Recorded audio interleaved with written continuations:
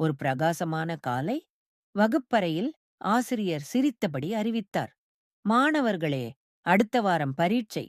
மற்ற குழந்தைகள் அமைதியாக இருந்தார்கள். அவள் கற்பனையில் கேள்வி பேப்பர்கள் எல்லாம் சுற்றி வந்தது போல தோன்றியது. எழுத்துக்களும் எண்களும் குழப்பமாக மிதந்தது.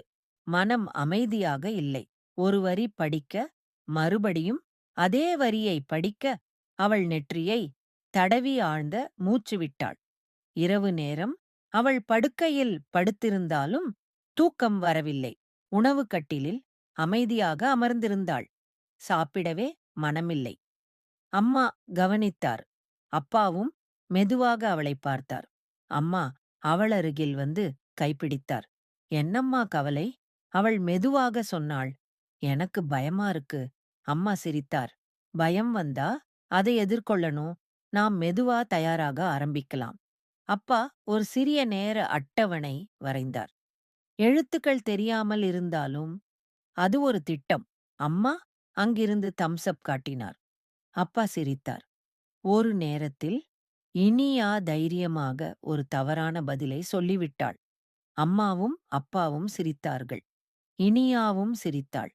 அந்த சிரிப்பு அவள் மனதில் இருந்த பயத்தை கொஞ்சம் கரைத்தது. நாட்கள் கடந்து இனியா நீட்டா எழுத பிராக்டிஸ் செய்தாள். பள்ளிவாசலில் நின்றாள். ஒரு ஆழ்ந்த மூச்சு விட்டாள். அம்மா அமைதியாக தலையசைத்தார். நீ முடியும். பரீட்சை ஹாலில் பேப்பர் முகம் கீழாக வைக்கப்பட்டது. ஆசிரியர் சிக்னல் கொடுத்தார். இனியா கண்களை மூடி ஒரு ஆழ்ந்த மூச்சு விட்டாள். பேப்பரை திருப்பினாள். அவள் கண்கள் கேள்விகளை படித்தது. அது அவள் பிராக்டிஸ் செய்தவையே. அவள் முகத்தில் நிம்மதி தெரிந்தது. அவள் அமைதியாக எழுத ஆரம்பித்தாள். முந்தைய பயம் இல்லை. ஆசிரியர் பேப்பர் கொடுத்தார். அம்மாவுக்கும் அப்பாவுக்கும் காட்டினாள். மாலை சூரிய அஸ்தமனத்தில் இனியா மீண்டும் மேசையில் அமர்ந்து படித்துக் கொண்டிருந்தாள். இந்த முறை பயம் இல்லை, நம்பிக்கை மட்டும். If you enjoyed this video, please like, share, and subscribe for more amazing content.